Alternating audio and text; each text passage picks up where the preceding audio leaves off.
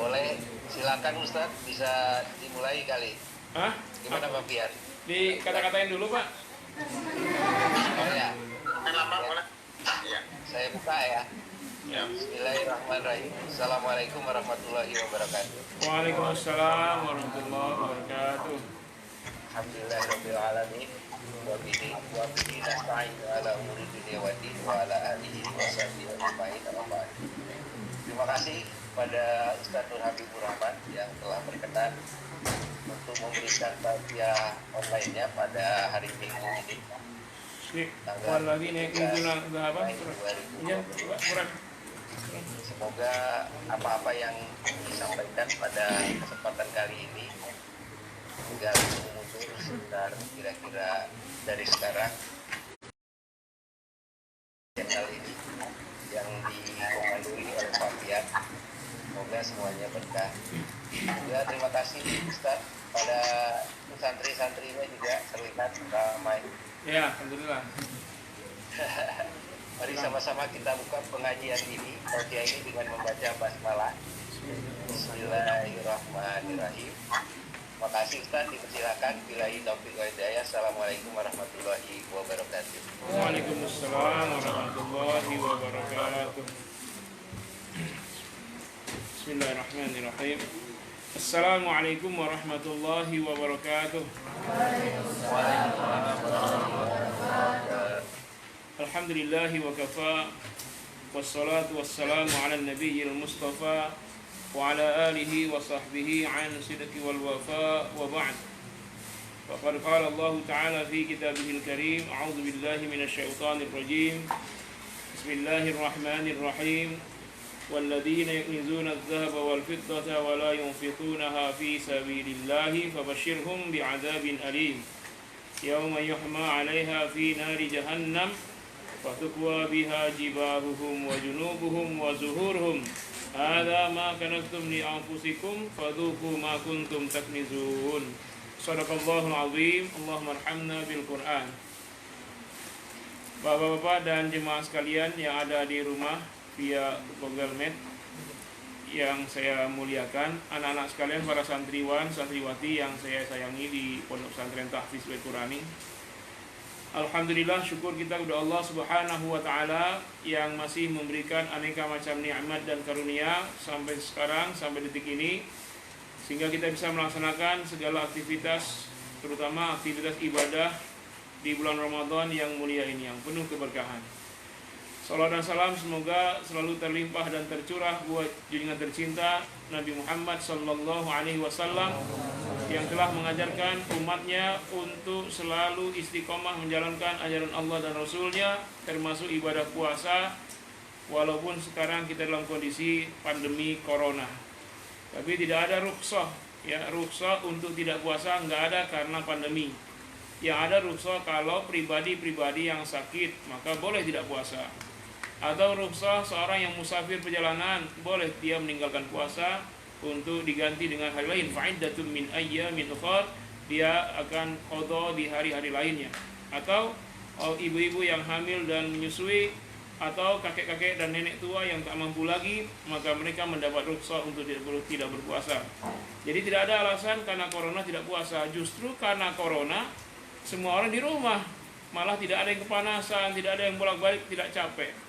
Karena ini kesempatan kita di bulan Ramadan yang kondisi pandemi, kita di rumah saja, ini justru kita fokuskan untuk maksimal, ya, menyembah Allah Subhanahu wa taala. Betul-betul serius mengisi waktu-waktu kita. Dan ini sudah terlambat bagi yang belum menggunakan waktu sebaik mungkin, karena ini sudah hari ke-24. Namun sesungguhnya untuk mendekatkan diri kepada Allah tidak ada kata telat, masih ada waktu, ya, 6 hari atau 5 hari ke depan kita maksimalkan all out. Apalagi ini adalah bagian kedua dari pembagian Ramadan. Jadi Ramadan terbagi dua, Pak, bukan terbagi 3 sebagaimana yang sering kita dengar. Ada yang bagi syahrul Ramadan syahrun awwaluhu rahmatun wa awsatuhu maghfiratun wa akhiru itqu minan nar. Bulan Ramadan adalah bulan yang awalnya bulan rahmat, tengahnya maghfirah, dan akhirnya adalah itsqu minan nar, pelepasan dari azab neraka. Ini hadis palsu. Ya, ini jangan lagi disebarkan karena ini tidak berasal dari Rasulullah SAW. Ya, paling kurang para ulama telah menetapkan di takhrij hadisnya ini paling kurang mungkar. Mungkar itu saudara kandungnya maudhu'. Ya, sama-sama tidak boleh diterima dan diamalkan. Jadi yang benar adalah puasa terbagi dua sebagaimana diamalkan Rasul. Yang pertama adalah 20 hari pertama, di mana Rasul beribadah puasa dengan maksimal, tapi belum gaspol, masih ya beraktivitas untuk kehidupan, untuk mencari nafkah masih. Tapi setelah 10 hari yang terakhir, barulah ini pembagian yang kedua.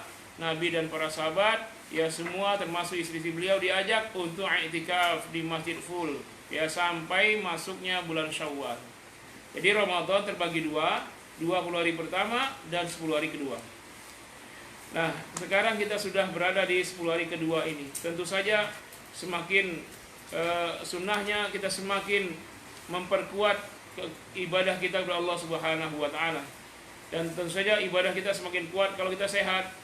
Ya, terutama sehat dari ancaman pandemi. Maka saya doakan Bapak Ibu yang di rumah, anak-anak di pondok semuanya sehat walafiat.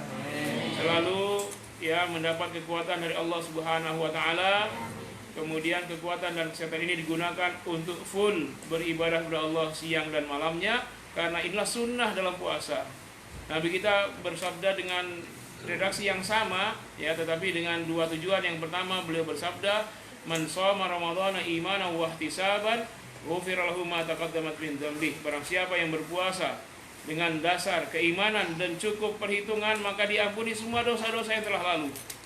Dalam hadis yang lain beliau menyebutkan, riwayat Imam Bukhari juga, man qama ramadhana imanan wa ihtisaban, ghufira lahu ma taqaddamat min dzambihi.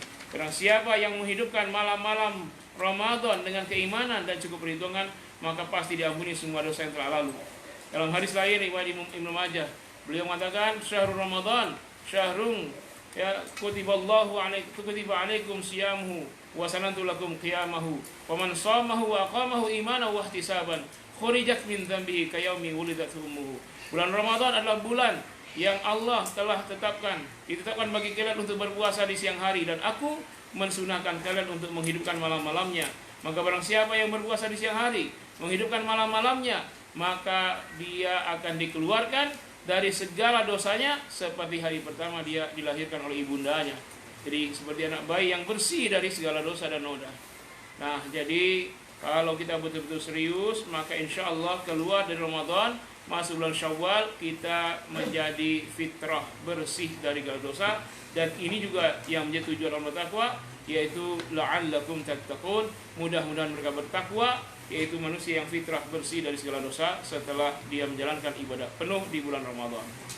Namun yang perlu diingat jemaah rahimakumullah, bahwa ibadah Ramadan tidak semata-mata difokuskan untuk menguatkan hablum minallah ya saja. Tidak hanya itu. Ya, karena itu Islam selain mengajarkan kita berpuasa, Islam mengajarkan kita berzakat. Yang terkait dengan puasa, zakat fitrah. Nah, zakatul fitri itu aman lil masakin, memberi makan orang miskin, wa tuhratan lis-shaimin, dan memberikan kebersihan jiwa bagi orang yang berpuasa. Nah, jadi zakat fitrah terkait dengan Ramadan. Kalau tidak ada Ramadan, tidak zakat fitrah.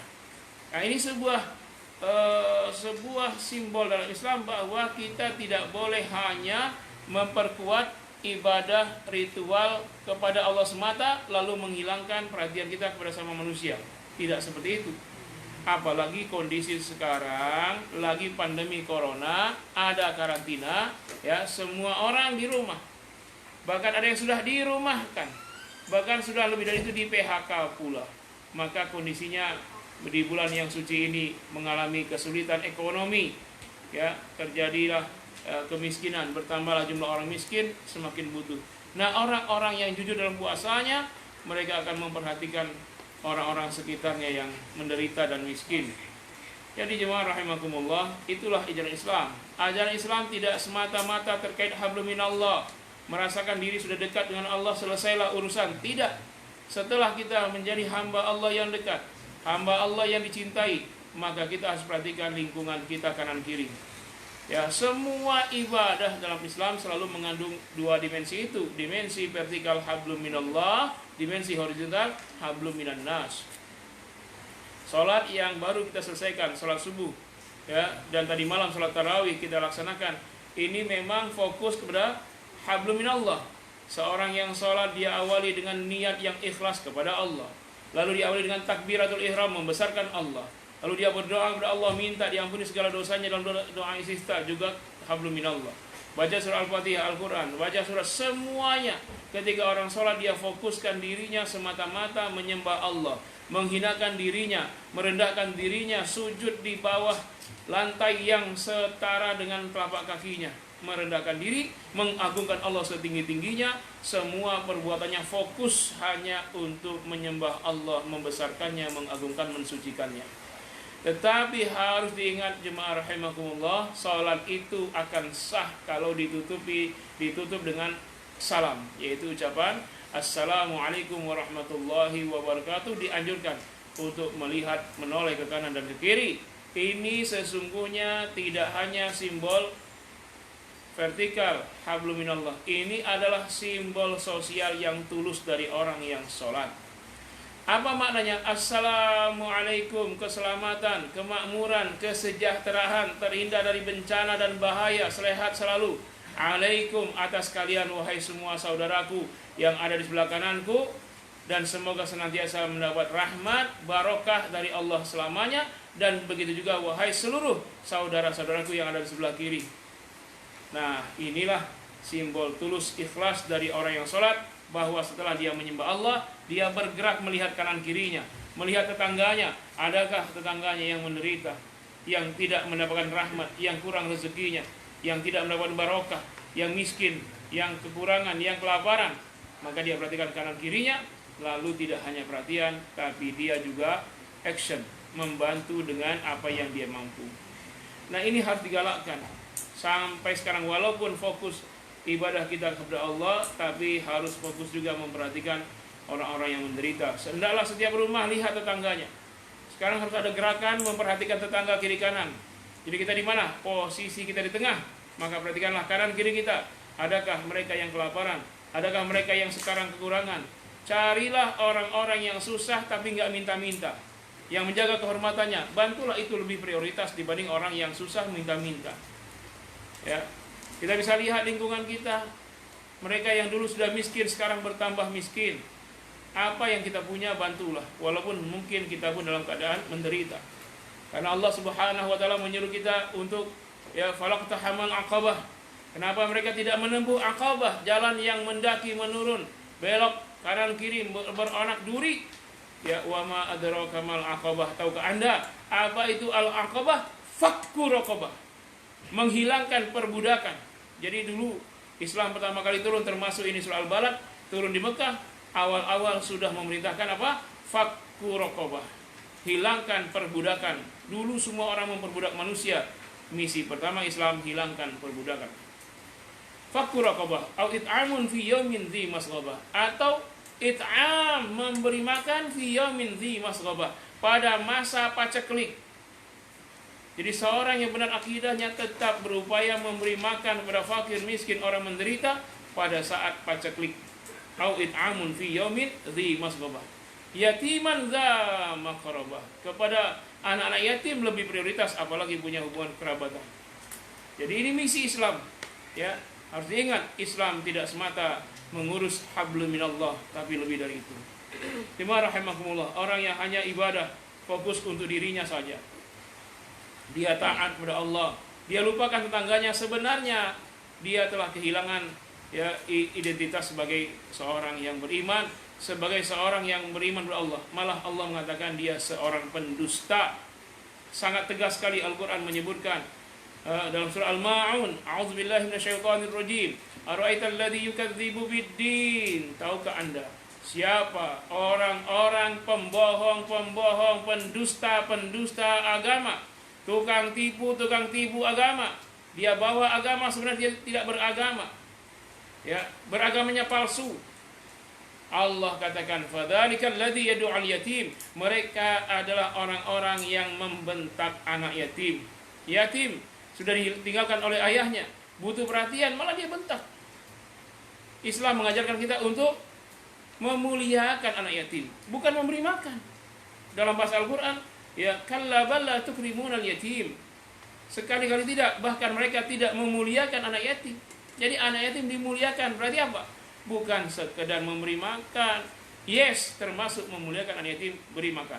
Tapi perhatikan pendidikannya, perhatikan kesehatannya, perhatikan semua masa depannya. Itu yang disebut dengan tukrimunal yatim. Maka enggak disebut it'amun fi yatim, tidak disebut it'am, memberi makan. Kadang-kadang perhatian budak anak yatim masih kurang. Ya cuma memberi makan saja, tidak mendidiknya, tidak menjaga kesehatannya, sehingga anak yatim memang kenyang tetapi akhlaknya rusak gara-gara yang mendidiknya tidak ada, atau tidak ada yang membiayai pendidikannya. Makanya dalam Al-Quran disebutkan anak yatim dimuliakan.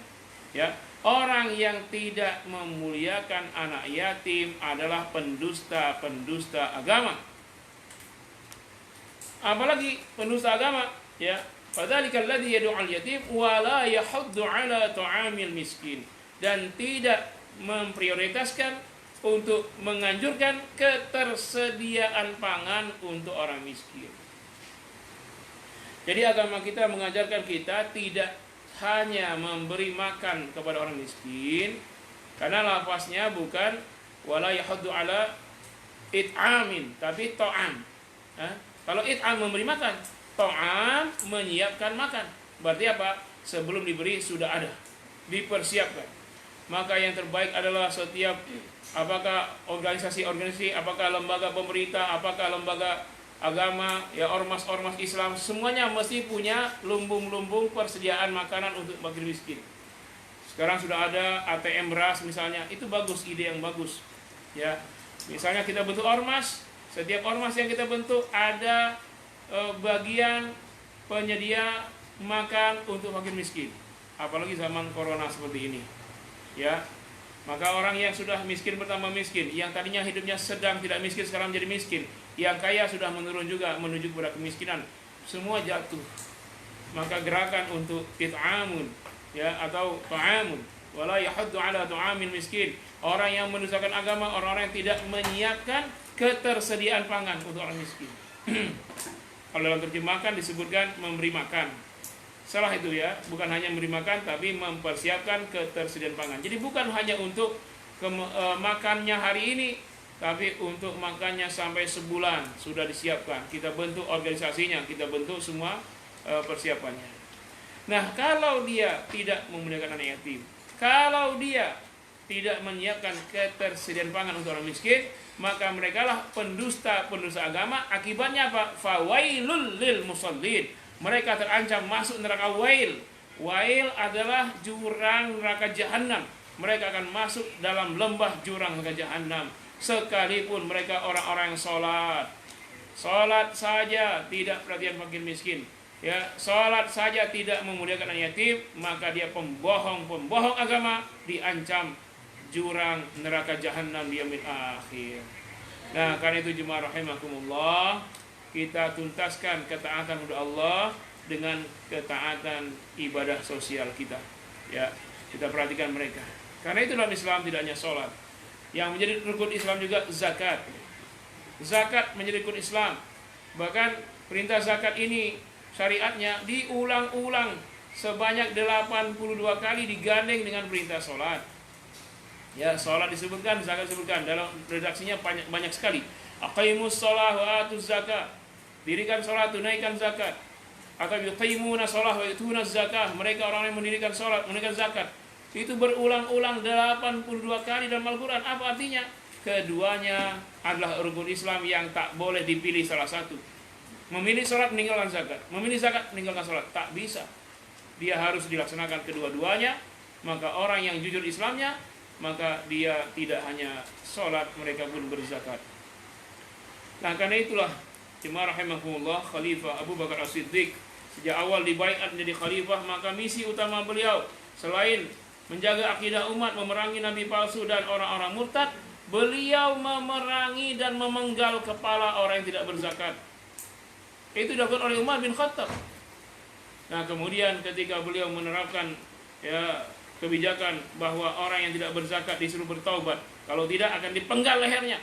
Maka datanglah pertanyaan dari Umar bin Khattab, ya seorang sahabat dekat Rasul juga, yang kemudian akan menjadi khalifah pengganti Abu Bakar. Datang Umar, ya Khalifah Abu Bakar, kenapa akan Anda perangi dan akan Anda penggal leher orang yang tidak berzakat, padahal mereka adalah orang-orang yang masih sholat?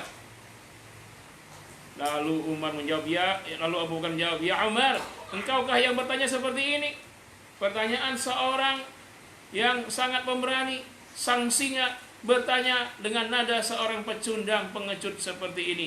Benarkah lisanmu yang telah bertanya seperti ini? Karena memang Umar seorang yang terkenal sangat pemberani, tak ada yang berani dengan Umar. Bahkan kata Nabi, setan pun takut dengan Umar bin Khattab. Kalau Umar lewat satu jalan, di depannya ada gerombolan setan. Salah satu setan yang melihat Umar, apa katanya? Ada Umar, lari semua terbirit-birit. Begitulah setan, rombongan setan ketika bertemu Umar, mereka dari jarak jauh melihat, langsung lari terbirit-birit. Itu Umar bin Khattab. Tapi kalau Umar di Rifalia ketemu setan, yang lari Umar atau Pak Umar atau setan? Inilah kekuatan akidah. Nah, jadi Umar yang begitu dijawab dengan tegas oleh khalifah. Wallahi, demi Allah ya Umar, khalifah tidak mau melihat seorang pun mukmin memisahkan antara salat dan zakat. Wallahi, demi Allah, Abu Bakar As-Siddiq akan memerangi semuanya walau berangkat sendirian. Jadi Umar pun terdiam mendengar jawaban khalifah. Kemudian dia berkata apa? Sadaqa Abu Bakar As-Siddiq, telah menetapkan keputusan yang benar Abu Bakar As-Siddiq. Dan Umar pun memimpin pasukan memenggal leher orang-orang yang tidak berzakat. Jadi begitulah khalifah menjaga akidah. Khalifah menjaga tidak hanya terkait hablum minallah, tapi hablum minan nas. Nah, jemaah rahimahullah, karena itu ya tindakan tegas. Apa alasannya? Ya banyak alasannya, secara logika dan secara syariat, secara dalil nakli. Secara dalil nakli kita bisa perbandingkan. Kalau si pencuri orang maling, maka hukumannya apa dalam Islam? Dipotong tangannya. Allah berfirman, as-sariqu was-sariqatu faqata'u aydiyahuma. Pencuri baik laki-laki maupun perempuan, potong tangannya. Cus. Baik laki maupun perempuan, potong. Pus. Ya. Dan biasanya pencuri itu orang yang miskin mencuri harta orang kaya, biasanya ya. Tapi sekarang banyak orang kaya masih mencuri juga, koruptor. Sudah kaya mencuri juga harta rakyat. Bahkan harta bantuan untuk masa COVID-19 ini, karantina, dikorupsi juga. Nah, sebenarnya ini dipenggal lehernya, bukan potong tangan, potong leher ya. Nah, ini dilakukan oleh Khalifah Abu Bakar As-Siddiq. Ya, ketika pencuri, orang miskin mencuri harta orang kaya, dipotong tangan. Karena curiannya sampai nisabnya. Nah, lalu kenapa orang kaya kok dipenggal lehernya? Nah, begini saudara-saudara sekalian, perlu dipahami bahwa zakat itu, sekali lagi zakat, bukan sedekah, bukan infak. Zakat itu bukan mengeluarkan harta Anda. Sekali lagi, seorang yang berzakat bukan mengeluarkan hartanya sendiri, bukan. Zakat itu melepaskan milik orang lain yang nempel di harta kita. Zakat itu melepaskan harta milik orang lain yang menempel di harta kita. Siapa pemiliknya? Pemiliknya telah Allah tetapkan dalam surat At-Taubah. Surat ke-9 ayat 60. Bacanya tidak boleh baca bismillah. Ta'awuz, langsung baca. A'udzubillahi minasyaitonirrajim. Innamas shadaqatu lil fuqara. Sesungguhnya zakat itu. Jadi kalimat sedekah kalau diawali innama maknanya zakat. Sesungguhnya zakat itu milik atau milik al fuqara, fakir. Wal masakin, dan pemiliknya orang-orang fakir, orang-orang miskin. Wal amilina 'alaiha, petugas-petugas yang kerjanya hanya untuk mengurus harta zakat. Wal mu'allafati qulubuhum, orang-orang yang baru masuk Islam, mu'allaf. Wa fir riqab, untuk melepaskan perbudakan. Wal gharimin, menyelesaikan beban berat orang-orang yang berhutang, karena untuk memenuhi kebutuhan pokok dia berhutang. Jadi gharimin bukan orang berhutang saja ya. Karena kalau gharimin orang berhutang itu pedagang besar hutang semua itu. Abu Rizal Bakri itu hutang itu walaupun kaya raya. Ya, pengusaha besar. Yang dimaksud gharimin orang-orang yang dalam hal memenuhi kebutuhan pokoknya dia terpaksa berhutang. Itu gharimin. Untuk makannya, untuk tempat tinggalnya, bayar kosan, bayar kontrakan, untuk beli pakaian dia terpaksa ngutang, itu gharimin. Lalu siapa lagi? Wa fi sabilillah, untuk orang-orang yang berjihad fi sabilillah. Lalu wa bani sabil, dan orang-orang yang kehabisan bekal dalam perjalanannya, ya. Wa faridatan minallah, fardu dari Allah, wallahu alimun hakim, Allah Maha mengetahui lagi Maha bijaksana. Nah, itu zakat itu pemiliknya itu 8 golongan. Mereka orang susah, mereka butuh harta, dia punya hartanya. Berapa hartanya? 2,5% dari harta orang-orang yang punya harta sampai nisab. Itu milik mereka, bukan milik kita. Jadi siapa yang mengeluarkan zakat sebenarnya dia bukan mengeluarkan hartanya, dia sedang melepaskan harta orang lain yang nempel di dalam hartanya, 2,5% saja. Dan masih 97,5% miliknya. Ya kan? Nah, jadi kalau orang yang tidak berzakat sebenarnya dia maling. Orang yang tidak zakat dia rampok, dia maling. Dia maling harta fakir miskin. Dia maling harta orang-orang susah. Dia maling harta fi sabilillah, ibnu sabil, gharimin, orang yang susah berhutang, kehabisan bekal dalam perjalanan, mu'alaf dia curi hartanya. Jadi orang yang tidak keluarkan zakat adalah pencuri, perampok. Makanya oleh Khalifah Abu Bakar, kalau orang yang maling, orang miskin, orang kaya dipotong tangannya, maka orang yang tidak berzakat dipotong lehernya. Ya? Sudah kaya dia curi harta fakir miskin. Nah, ini kebijakan Abu Bakar. Itu yang pertama. Dalil logikanya. Sedangkan dalil anaklinya, dalil Al-Quran dan Sunnahnya adalah sholat dan zakat digandengkan dalam Al-Quran. Seorang yang tidak sholat, maka Nabi SAW menyebutkan dalam hadisnya, dia sudah keluar dari Islam. Man taraka sholat faqad kafara. Siapa yang tinggalkan sholat maka sungguh dia telah kafir. Dalam hadis lain, al-farqu bainal mu'mini wal kafir as-shalah. Bedanya mukmin dan kafir adalah salat. Kalau dia salat mukmin, kalau tidak kafir. Ma bainana wa bainal kuffar, kata Nabi. Sesuatu yang memisahkan antara kita dengan orang kafir adalah as-shalah, salat. Jelas ya? Jadi seorang yang ngaku beriman tidak salat dengan sengaja, mengatakan salat tidak wajib, maka dia kafir. Pertanyaan. Kalau orang tidak salat disebut kafir, apa sebutannya untuk orang yang tidak berzakat?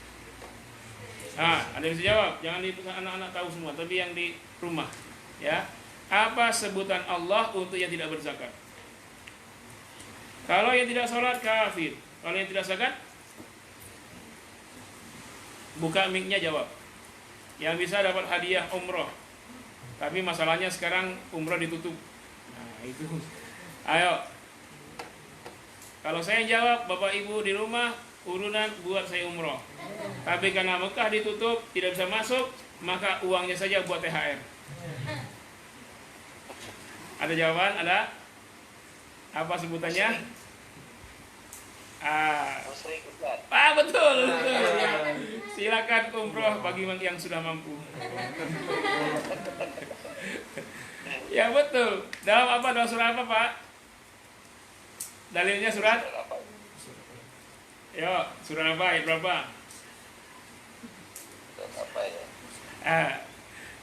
Surat? Ya, surat 41. Fusilat. Ya, ingat aja silat. Silat taekwondo kan? Fusilat. Ayat 6 dan ayat 7. Allah Subhanahu wa taala berfirman, "Wa wailul lil musyrikin." Jurang neraka jahanam bagi orang-orang musyrik, alladzina la yu'tuna zakah wa hum bil akhirati hum kafirun. Yaitu orang-orang yang tidak menunaikan zakat dan mereka ingkar dengan hari akhir. Maka orang yang tidak sholat kafir, orang yang tidak zakat musyrik. Makanya sama perlakuannya oleh Khalifah Abu Bakar, diperangi dan dipenggal lehernya. Nah, jadilah Islam kita. Islam kita tidak melulu mengajarkan kita untuk taat menyembah Allah, ya Allah ampuni, ya Allah istighfar, ya Allah taubat. Tidak hanya itu. Dekatilah Allah dengan mendekati manusia. Dekatilah Allah dengan menjaga silaturahim, menjaga ukhuwah. Ukhuwah dijaga dengan cara apa? Kalau ukhuwah antar orang kaya, dia saling mendoakan. Ukhuwah dengan orang miskin, orang kaya memberi kebutuhan orang miskin. Orang miskin menghormati orang kaya. Dua sisi ini kalau silaturahimnya terjaga, hubungannya terjaga, maka inilah sesungguhnya daya tahan, ketahanan ya sosial, ketahanan sosial. Kenapa? Karena kalau si miskin sudah terjamin kehidupannya, walaupun miskin, walaupun susah, orang kayanya perhatian. Ya. Kemudian si kaya juga walaupun kaya raya, dia dengan si miskin dekat. Maka dia tidak perlu banyak mencari sesuatu untuk menjaga kekayaannya. Tidak perlu satpam yang banyak, tidak perlu anjing galak dan lain-lain. Maka orang-orang sekitarnya itu akan menjaga dirinya dan keluarganya, hartanya dan juga seluruh apa yang dia miliki. Satu contoh, ini pernah kejadian. Ya, kejadian ini saya ulang-ulang ceritanya karena kejadian ini tahun 2000, sekitar tahun 2010. Jadi ada orang kaya tetangganya orang miskin. Orang miskin ini bos rampok. Ya, siang hari dia bermusyawarah, dia muktamar dengan anak buahnya. Anak buahnya ada sekitar 8 orang. Nah, dia muktamar bahwa keputusan muktamar. Hari ini kita akan menggasak rumah orang kaya yang 3 lantai itu. Kita naik pohon beringin, dari situ kita lompat ke lantai 3. Masuk ke rumahnya. Kemudian kalau ada yang macam-macam, langsung penggal aja lehernya. Tembak mati saja. Atau sabet dengan pedang dan golok. Pokoknya apa yang ada, emas, perhiasan, semua digasak. Ya, termasuk anak perempuan pun terancam orang kaya tersebut. Ini si rampok sudah memutuskan akan menggasak rumah orang kaya malam itu. Sedangkan istri bos rampok ini sedang hamil tua, sudah menunggu kelahiran. Ya. Nah, tiba-tiba setelah si rampok muktamar, dia pulang ke rumahnya, dia dapati istrinya ya sudah menggendong anaknya, sehat walafiat. Ya, kagetlah si bos rampok ini. Dia tanya kepada istrinya, "Yayang." Ya, jadi bos rampok ngomong istrinya Yayang, Pak. Ya, rampok aja ngomong istrinya Yayang. Masa kita manggil istri Iem? Nah, kita panggil istri kita Humairah. Ya, Humairah. Cantik jelita. Nah, begitulah.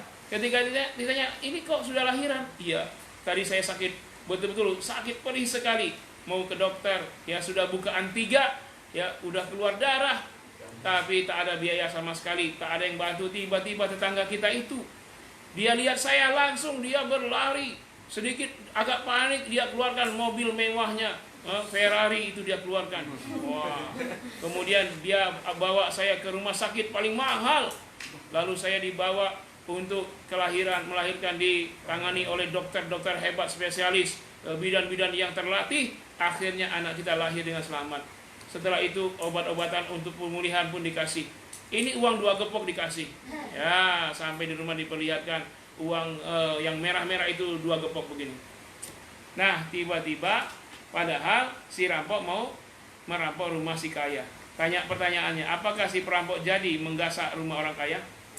Setelah dia mendapat istrinya dibiayain oleh orang kaya untuk lahiran? Tidak. Langsung si rampok telepon semua anak buahnya, "Hei bro, kumpul semua. Kumpul, ya, sidang istimewa." Kenapa? Akhirnya kumpul. Keputusan tidak jadi merampok. Maka si rampok bilang, diumumkan bahwa sejak saat ini tidak boleh ada yang menyentuh rumah si kaya itu. Siapa yang berani langkahi mayat saya. Sekarang kalian semua, wahai anak buahku, kata si rampok, aku tugaskan kalian 24 jam jaga rumah itu. Jaga keluarganya, jaga anaknya, jaga cucunya, jangan sampai ada yang menyakiti. Tanpa diketahui si kaya, dia sudah mendapatkan security 9 orang. Ya.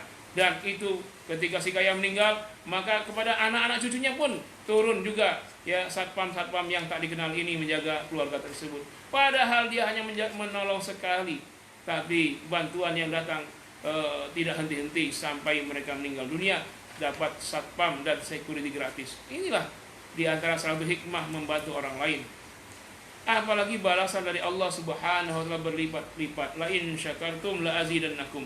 Kalau kalian bersyukur, aku tambah-tambah terus nikmat. Nah, jadi inilah jemaah rahimakumullah, Islam mengajarkan kita untuk selalu perhatian kepada tetangga, orang yang susah dan siapa saja. Nah, jadi jemaah rahimakumullah, kita amalkan ini ya, jangan sampai kita sia-siakan. Islam mengajarkan kita apabila Anda mendapat nikmat, maka Anda mesti berbagi kepada yang lainnya. Kita disuruh berpuasa, menahan lapar dan dahaga agar kita merasakan pedihnya kelaparan, kehausan. Kalau lapar kita hari ini diawali kenyang makan sahur. Ada orang yang lapar tidak tahu sahur dari mana. Kalau nanti lapar kita ini diakhiri dengan kenyang berbuka puasa, saudara kita mereka tetap lapar walaupun waktu berbuka, karena tak tahu makan apa. Kalau lapar kita hanya di siang hari saja di bulan Ramadan, mereka kelaparan siang malam. Lapar kita hanya bulan Ramadan, mereka lapar setiap bulan dari Muharram, Safar, Rabiul Awal sampai ketemu Muharram lagi. Jadi karena itulah kita ambil sikap tegas bahwa kita harus perhatian pada mereka. Kita dekati mereka, ya, kita dekati Allah dengan mendekati mereka. Orang banyak mendekatkan diri mengisi masjid-masjid, sekarang masjid sudah kosong. Maka Islam mengajarkan kita untuk mendekati Allah dengan mengisi perut-perut yang kosong, perut keroncongan itu.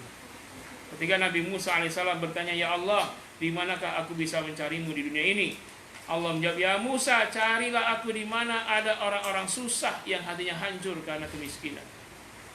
Ketika Nabi Muhammad dikejar-kejar orang Taif, ya dilempar batu, berdarah-darah kakinya kena lemparan batu, ya tapi Nabi berhasil lolos sampai di kebun Utsbah bin Rabi'ah.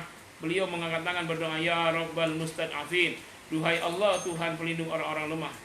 Nabi menisbahkan Allah sebagai Rabbal Mustad'afin, Tuhan orang-orang lemah, menunjukkan betapa dekatnya Allah dengan orang-orang susah. Karena itu Nabi bersabda, "Wattaqi da'watal mazlum, fa inna bainaha wa bainallah laisa lahul hijab." Takutlah kepada doa, kepada kutukan orang-orang terzolimi, karena doanya dan kutukannya tak ada penghalang. Jadi mungkin saja kita masih ada yang kaya raya, masih dengan kayanya, karena orang miskin sekitarnya belum mengutuknya, belum berdoa kepada Allah agar menghilangkan kenikmatan padanya. Inilah kebaikan. Jadi jemaah sekalian, bahkan dalam hadis yang lain beliau pun bersabda, tidak beriman salah seorang kalian yang bisa tidur nyenyak padahal ada tetangga yang kelaparan. Dan kemudian jemaah sekalian, dalam satu hadis yang lainnya, ya ini terakhir, bahwasanya nanti di yaumil akhir semua kita akan disidang di hadapan Allah, di sidang Allah yang sangat adil. Allah berkata, "Wahai hamba-hambaku, dahulu aku lapar, kalian tak memberiku makan. Aku tidak mampu membeli pakaian, kalian tak beriku pakaian. Aku sakit, kalian tidak mengobati penyakitku." Lalu seluruh yang didakwah menjawab, "Ya Allah, bagaimana mungkin kami memberimu makan, pakaian dan obat-obatan, padahal Engkaulah pemilik segala alam semesta. Rabbal alamin, Engkaulah Tuhan penguasa alam." Maka Allah menjawab, "Wahai hambaku, di dunia dahulu ada hambaku yang kelaparan, yang tidak mampu membeli pakaian, yang sakit. Seandainya kalian mendatangi mereka, lalu mengenyangkan perut mereka yang kelaparan, menutupi tubuh mereka dengan pakaian dan mengobati mereka yang sakit, pastilah kalian akan menemui aku di situ." Jadi Allah ada, ya, di tengah-tengah orang yang susah di dunia ini. Karena itu cari Allah, nggak usah jauh-jauh bertapa di gunung-gunung, di goa-goa, di pinggir sungai, nggak perlu. Temuilah Allah di dunia ini dengan menemui orang-orang susah, santuni mereka, maka kita sudah berjumpa dengan Allah di dunia ini. Dan insya Allah dengan cara itu kita akan berjumpa dengan Allah di sorga nanti. Liqa'a wajhi Rabbina, berjumpa wajah Tuhan kita Allah subhanahu wa ta'ala di sorga Firdaus bersama Nabi SAW. Demikian yang saya sampaikan jemaah rahimakumullah. 40 menit selesai. Lanjutkan dengan 20 menit untuk diskusi dan tanya jawab jika ada. Kalau tidak ada, selesai. Terima kasih. Wassalamualaikum warahmatullahi wabarakatuh. Waalaikumsalam warahmatullahi wabarakatuh. Terima kasih Ustaz, luar biasa padat dan dapat dipahami dengan jelas. Kepada teman-teman dipersilakan bagi yang mau bertanya, dilempar dulu. Mau catat boleh? Dipersilakan yang mau bertanya, Pak Joni, Pak Dokter. Pak Dokter mau bertanya. Ini adalah pertanyaan WA kalian. Bu Ririn, mana di pertanyaannya? Kalau enggak saya yang dahulu ya Ustaz, saya bertanya ya. Iya Ustaz, silakan Ustaz. Pancing dulu. Pancing dulu. Iya. Ini memang itu yang Ustaz sampaikan di awal, itu tentang hadis Ramadan terbagi 3, itu memang sepertinya populer sekali. Ternyata hadis mungkar ya, hadis palsu gitu ya. Iya. Terima kasih, itu udah jadi pengetahuan. Nah, yang mau ditanyakan yang berikutnya kan, selalu Ustadz menyampaikan kalau Lailatul Qadar atau mencari terkondal atau itikaf itu kan harus ke masjid gitu. Nah, sedangkan dengan kondisi di rumah dan kita beritikaf di rumah itu, apakah ada petunjuk atau bagaimana itu tentang Lailatul Qadar, iktikafnya itu di rumah, kemudian Lailah dan Qadarnya itu melewati rumah atau bagaimana? Makasih Ustaz. Ya, sama-sama. Insya Allah si Lailah lewat, tapi Lailatul Qadar nggak tahu dia. Al-Quran menyebutkan dalam surah Al-Baqarah, wala tubashiruhunna wa antum aqifuna fil masajid. Janganlah kalian ya dengan istri kalian sedangkan kalian sedang beriktikaf di masjid. Jadi ayat tersebut secara jelas menyebutkan iktikaf di masjid. Nah, sekarang kita terkendala tidak bisa ke masjid karena ada pembatasan dan difatwakan juga oleh MUI, apalagi kalau wilayah-wilayah yang zona merah, maka nggak bisa iktikaf di masjid. Nah, maka berlaku bagi orang iktikaf di rumah. Ada yang berlaku, ada yang tidak berlaku. Kepada siapa iktikaf itu berlaku? Kepada orang-orang yang selama tidak ada masa pandemi, mereka memang rutin tiap Ramadan iktikaf di masjid. Hatinya sudah terpaut di masjid untuk iktikaf, setiap tahun tidak tinggal. Maka sekarang terhalang karena corona, maka sekalipun di rumah, ya kalau sekarang mereka niat iktikaf, maka itu sah untuk orang yang sudah dawam melaksanakan iktikaf setiap tahun. Tapi untuk orang-orang yang selama ini jarang iktikaf, malah dia sibuk bikin kue, lalu dia pulang mudik saat iktikaf, bukannya ke masjid malah pulang kampung, atau memenuhi tempat pembelanjaan, mal-mal, Tanah Abang. Mestinya orang zakat mal, dia zakat mal, malam-malam itu. Jadi kepada yang seperti itu tidak berlaku, tidak sah iktikafnya di rumah. Tapi kalau orang yang sudah dawam setiap tahun dia sebelumnya iktikaf, maka sah baginya untuk iktikaf di rumah hari ini. Sehingga amal soleh apapun, walaupun tidak di rumah, mungkin dia sedang di halaman atau sedang di mana, tiba-tiba malam itu dia keluar di rumahnya karena rumahnya banyak taman-taman, banyak bunga-bunga, ada kolam, ada ikan berenang di dalamnya. Di situ dia duduk di depan rumahnya jam 12 malam, jam 1 malam sambil baca Al-Quran di malam Ramadan. Tiba-tiba datanglah Lailatul Qadar, maka dia dapatkan itu. Amal apa saja, asal amal baik, baca Quran kah, sholat sunnah kah, atau dia sedang bersedekah, atau dia sedang memberi makan kucing. Dia malam itu beri makan kucing, turun Lailatul Qadar, dia dapat kebaikan 1000 bulan. Walaupun sekedar memberi makan kucing, walaupun sekedar memberi makan ikan yang ada di kolam depan rumahnya, ikan lele atau ikan hias, maka amal baik sekecil apapun dilipat ganda, kebaikan berlipat-lipat, dan kebaikan itu nilainya lebih daripada, bukan 1000 bulan ya, bukan 1000 bulan. Jadi Lailatul khairun min, khair itu hanya berlipat-lipat dari 1000 bulan, bukan 1000 bulan. Bisa 2000 bulan, 3000 bulan, malah 100.000 bulan bisa. Karena kalimatnya khairun min, jauh lebih baik daripada 1000 bulan. Jadi insya Allah bapak-bapak yang sudah rutin iktikaf selama ini, jangan pernah resah. Insya Allah iktikaf di rumah berlaku dan pahalanya dapat. Tapi yang selama ini jarang, ya terimalah nasib. Tapi tetap saja beribadah ya, menghidupkan malam. Untuk apa? Bukan hanya itu dapat Lailatul Qadarnya, tapi menjalankan sunnah Rasul. Siapa yang menghidupkan malam-malam Ramadan, maka dijamin diampuni semua dosa. Karena itu bagi yang jarang iktikaf tetap dapat peluang dengan beribadah di malam Ramadan dengan maksimal ya, apalagi 10 hari terakhir. Ya, demikian. Terima kasih Ustaz. Ya. Dipersilakan teman-teman yang lain yang mau bertanya. Ada Bu Ririn, Pak Tengku, Pak Wahyu, silakan yang mau bertanya. Ini ada pertanyaan tertulis dari santri. Ada pertanyaan, Afwan Ustadz tahu ceritanya dari mana bahwa tema perampok, bahwa yang tidak berzakat itu perampok, cerita dari mana? Kalau perampok, ya mungkin saya tidak sebut perampok ya, lebih dari perampok. Kenapa? Kalau orang yang tidak berzakat, dia miskin, dia maling, dipotong tangannya, itu perampok. Sedangkan Khalifah Abu Bakar Siddiq menetapkan ijtihad yang didukung oleh semua sahabat, ijma' sahabat, ditetapkan orang yang tidak berzakat dipenggal lehernya. Berarti lebih dari perampok. Kalau perampok dipotong tangannya, yang tidak berzakat oleh Khalifah dipenggal lehernya. Dan ini riwayatnya masyhur, mafhum, dan tidak ada khilaf bahwa Khalifah Abu Bakar didukung oleh Umar bin Khattab memenggal kepala orang yang tidak berzakat. Ya. Nah, jadi kalau seandainya sekarang presiden kita adalah Abu Bakar Siddiq, pangapnya dan Kapolrinya itu Umar, ya berapa banyak sekarang yang dipenggal lehernya karena tidak berzakat. Ya, jadi kalau pertanyaan seperti ini ya jawabannya karena hadis-hadis banyak yang menceritakan tentang Abu Bakar dan Umar ya mengambil kebijakan itu. Baik, yang lain silakan. Dari mana Ustaz tahu? Ya dari hadis-hadis Nabi, hadis-hadis sahabat, asar ya. Kalau saya sebut hadis nggak mesti dari Nabi, karena disebut asar, itu asar sahabat. Ada lagi istilahnya hadis, asar, apa? Khobar. Nah, khobar ya, khobar.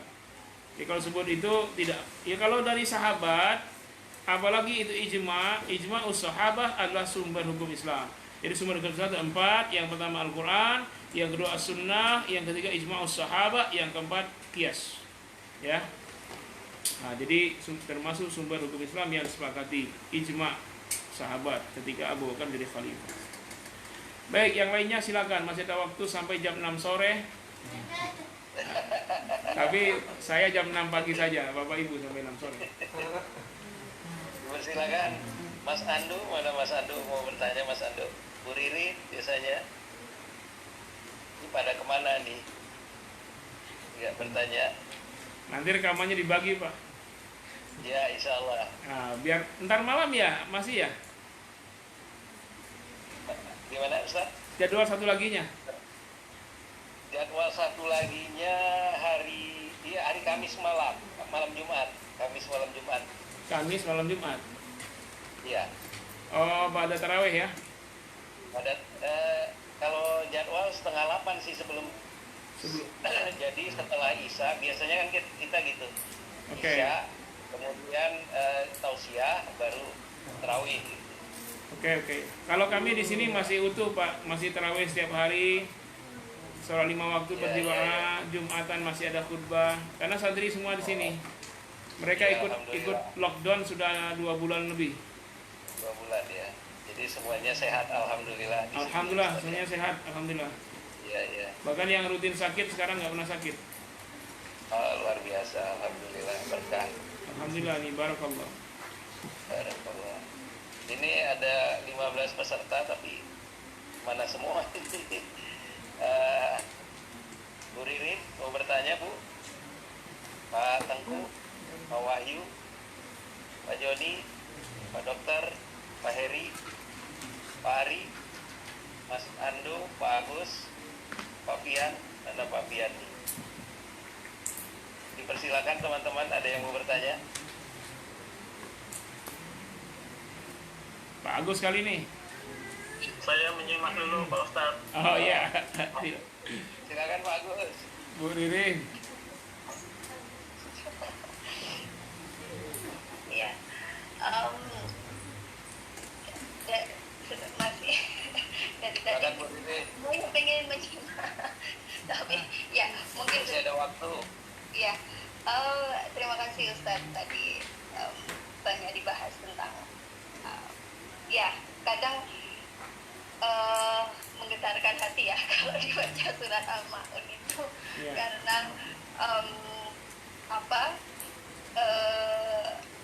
ayat-ayatnya itu ya, sebenarnya ini ketika dibaca literal artinya kadang kayak juga kayak jauh istilahnya kayaknya juga nggak mungkin juga saya menghartikan ayat yang katakan sampai tapi kalau dicoba didalami artinya jangan-jangan sampai ke beberapa level yaitu sampai kita melakukan tanpa kita sadari itu yang kadang kalau saya refleksinya takutnya itu cuman gini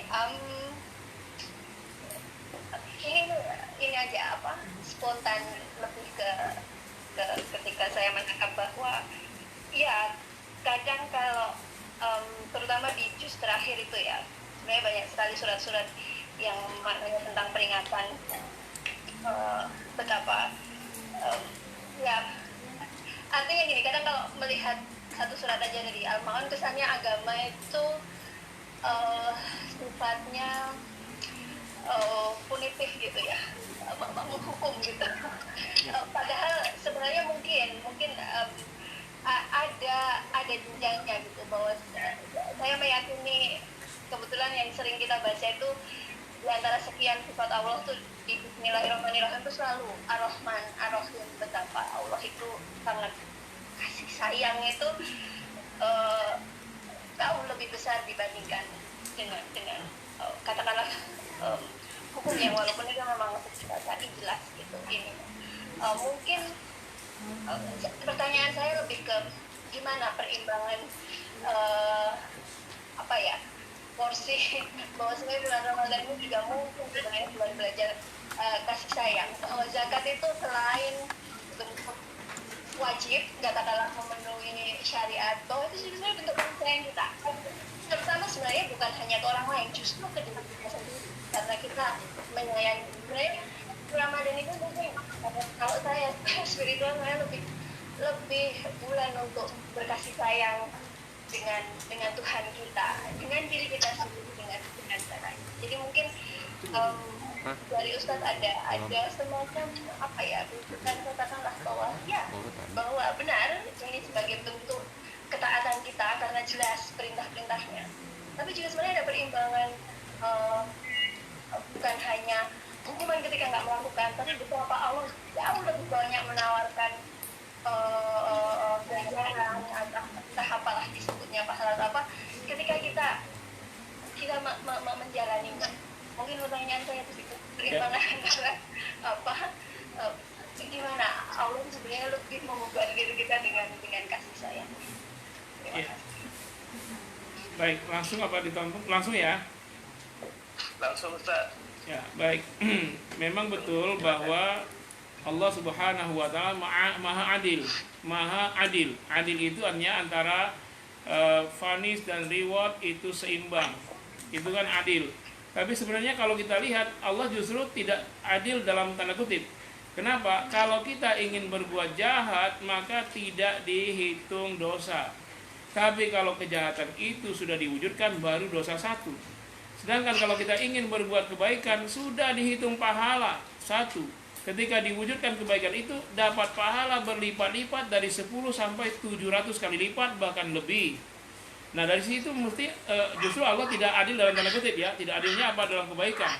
Ya. Justru Allah maha kasih sayang, maha pengampun, maha penerima taubat, pemaaf, jauh lebih mengutamakan kasih sayangnya daripada murkanya. Tetapi mesti diingat juga, itulah perimbangannya. Kalau kita bicara Asmaul Husna, betul Allah Ar-Rahman Ar-Rahim. Tapi itu baru Asmaul Husna nomor 1 dan nomor 2. Tetapi Asmaul Husna itu 99. Dan di antara 99 ada nama Allah Al-Jabbar. Allah Maha Otoriter. Ada nama Allah Al-Qabid. Allah Maha Menyempitkan. Allah Al-Aziz, Maha Perkasa. Al-Qahhar, Maha Menekan. Al-Muntaqim, Allah Maha Pendendam. Jadi Allah Maha Pendendam.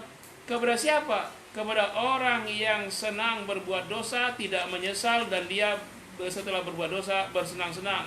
Maka Allah Maha Pendendam. Jadi kalau kita belajar Asmaul Husna, mesti utuh 99. Karena kalau baru 1-2, betul Ar-Rahman Ar-Rahim Al-Malikul Qudusus Salamul Mu'minul Muhaiminul Azizul Jabbar. Sudah Al-Jabbar di situ, sudah nomor 9-nya kan, atau nomor 10-nya. Itulah perimbangannya. Tetapi kalau kita lihat 99, tentu saja 80 lebih itu yang berkonotasi baik bagi kita, dan yang lebih selisih sedikit itulah mungkin bagi kita berkonotasi negatif, tapi tidak ada yang negatif dari Asmaul Husna. Nah, jadi sebenarnya komposisinya kasih sayang Allah jauh lebih dahsyat daripada murkanya. Nah, tapi manusia ini kadang-kadang mereka tenggelam dalam kemaksiatan.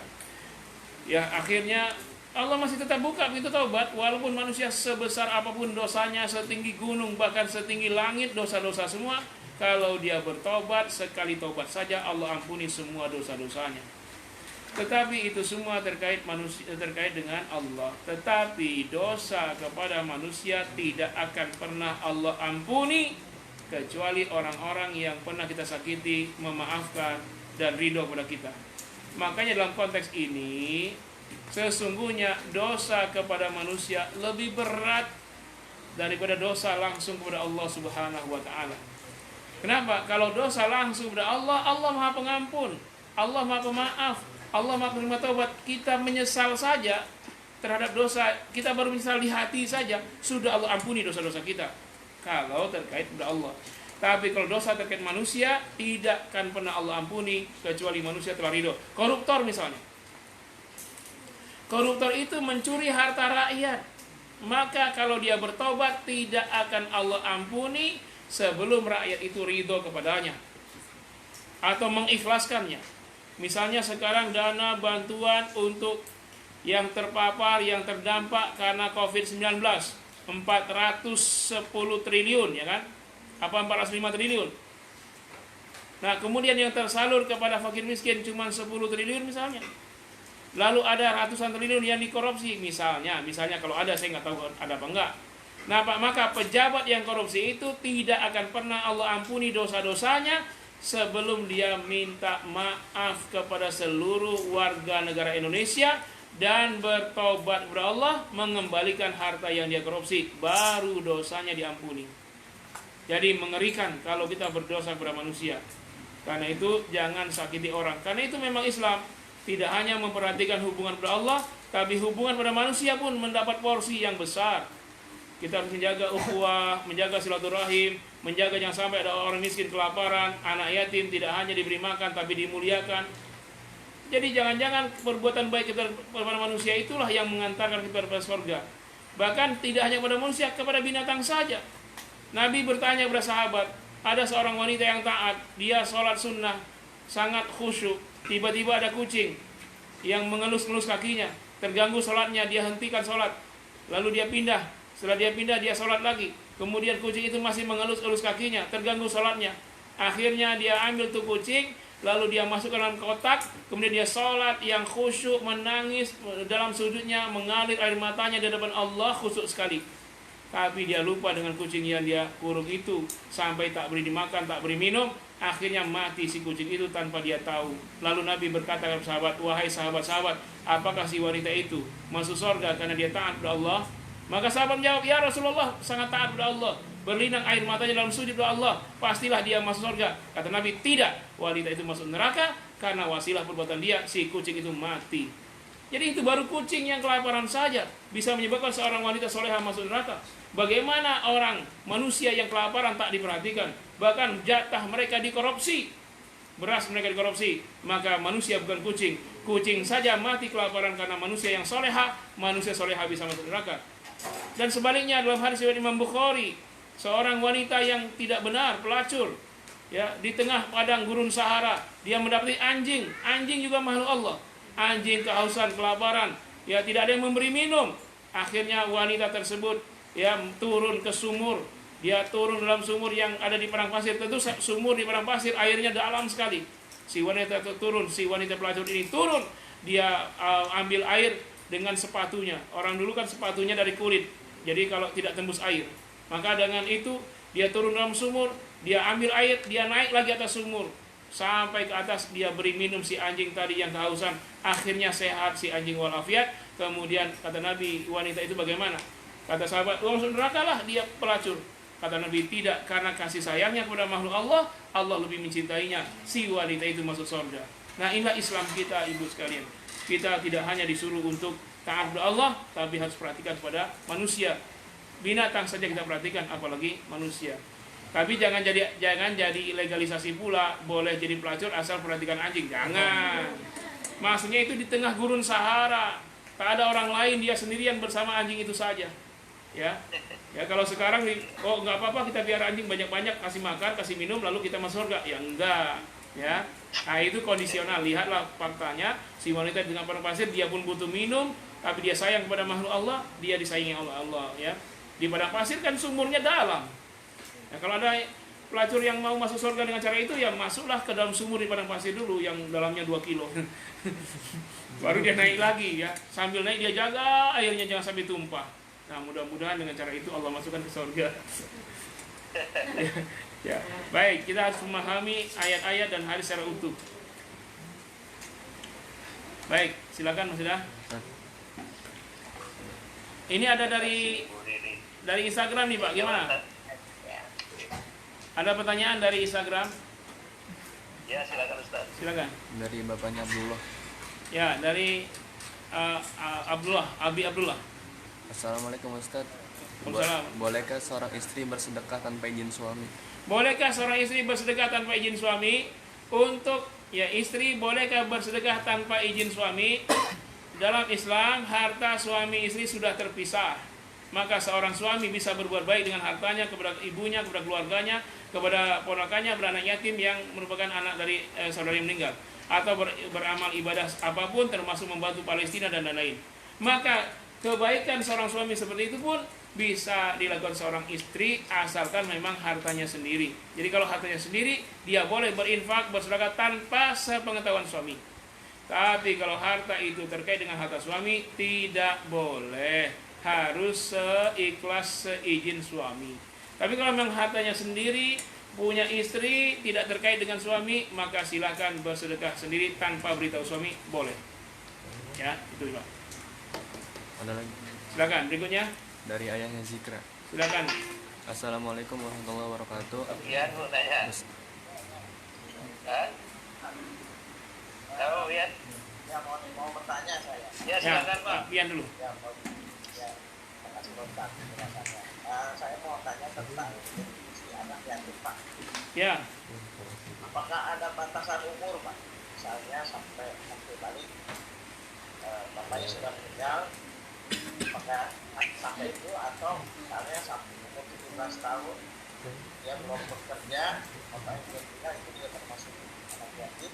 Ya. Kemudian yang ketiga kan zaman sekarang banyak yang bapaknya sudah meninggal tapi ibunya bekerja dan hidupnya berkecukupan dari penghasilan. Apakah itu juga termasuk anak yatim yang harus kita santuni? Nah, itu Ya. Ya, baik, anak yatim pada ukuran umur berapa itu para ulama khilafiyah. Menurut Syafi'iyah itu sampai dia akil balik. Ya. Atau kalau dia belum akil balik tapi usianya sudah 15 tahun, maka dia sudah disebut lagi anak yatim.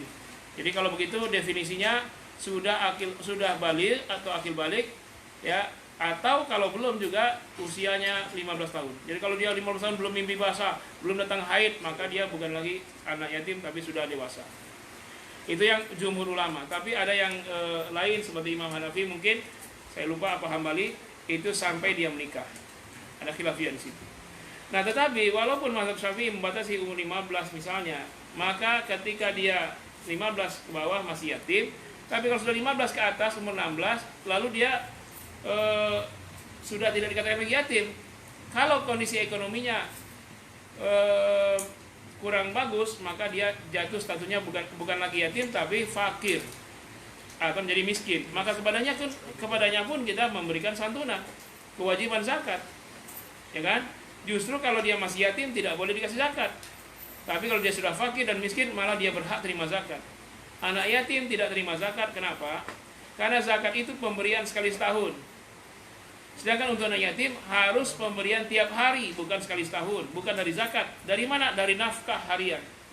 Siapa yang memberi nafkah anak yatim? Terutama saudara kandung ayahnya yang laki-laki.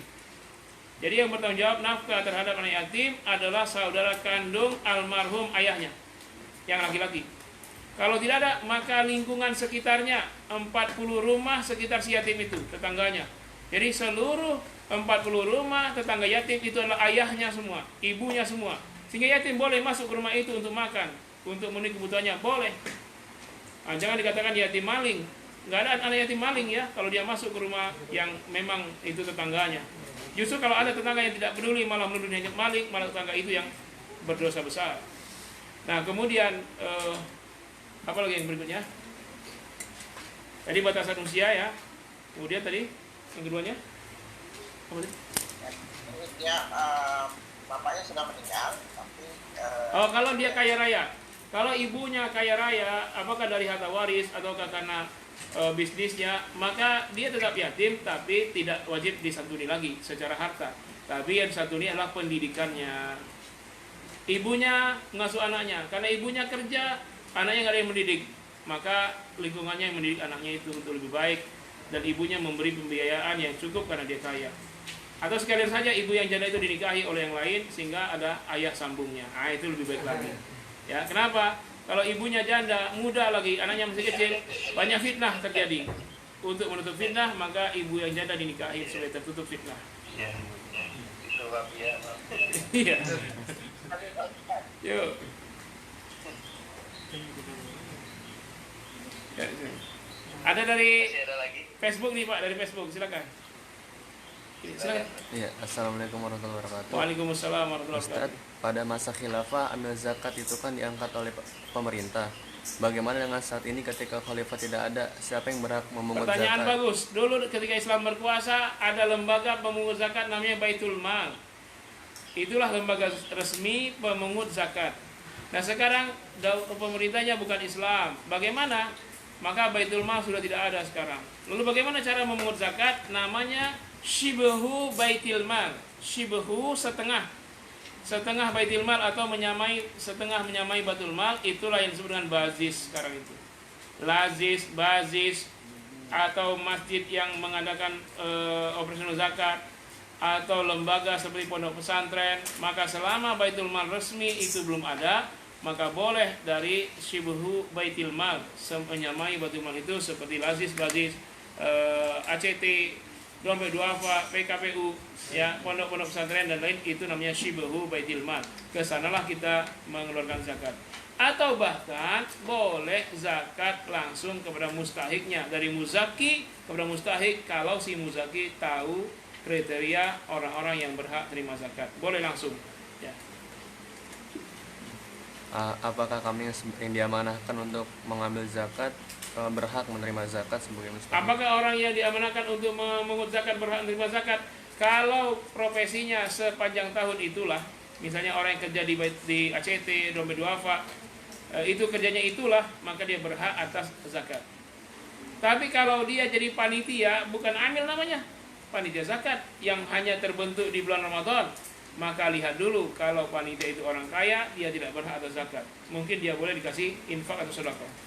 Tapi kalau dia tergolong orang miskin, orang fakir, lalu dia jadi panitia zakat, maka dia berhak atas harta zakat itu. Nah, jadi posisinya di mana? Maka dia berhak atau tidak berhak. Jadi kalau ada orang kaya jadi panitia zakat, ketua zakat seorang konglomerat, apakah dia boleh dikasih zakat? Tidak boleh. Ya, dia hanya panitia, dia bukan amil. Dia panitia hanya di bulan Ramadan saja. Setelah Ramadan selesai langsung dibubarkan. Tapi kalau yang kerjanya sehari-hari memang pemungut zakat, dia profesional dengan database-nya lengkap, siapa yang muzaki hari ini, siapa yang tahun depan tidak muzaki lagi, yang tidak muzaki atau mustahik sebaliknya, maka yang kerja untuk zakat itu berhak atas harta zakat. Tapi kalau hanya sekali-kali panitia, maka keberhakannya bukan karena panitia, tapi karena miskin dan fakirnya. Ya, jelas ya. Baik, barangkali waktunya sudah habis ya, Pak Elano. Ustaz. Gimana? Terima kasih Ustaz. Ya. Apa-apa yang sudah disampaikan semoga menjadi ilmu yang bermanfaat bagi kami Amin. semua dan menjadi pahala yang terus mengalir Ustaz. Amin. Pak Pian, berikutnya hari Kamis ya. Pak Pian, ya betul Pak. hari Kamis malam ya, nanti Pak Pian menghubungi lagi. Ya. Ustaz. Insyaallah, insyaallah. Ya, Ustaz, dipersilakan ditutup dengan doa.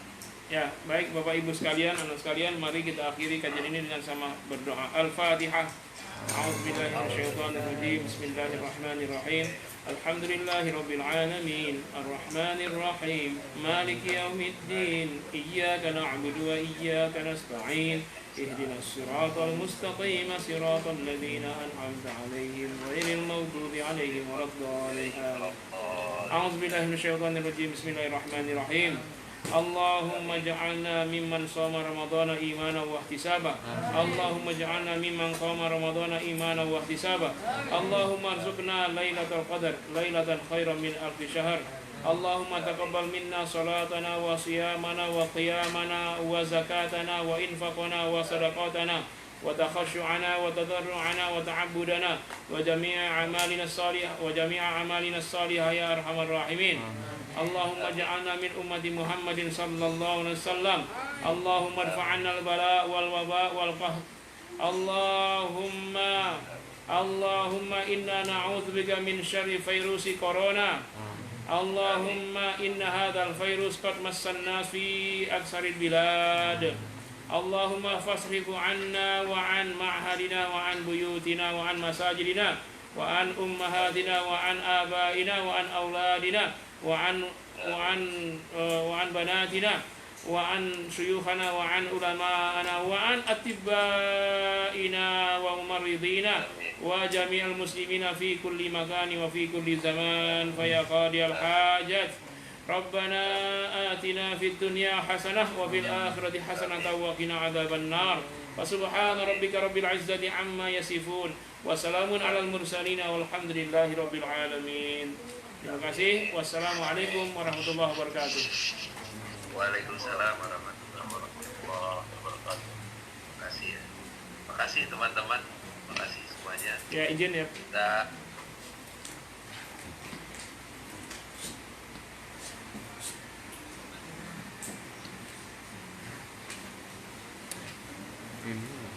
Anas.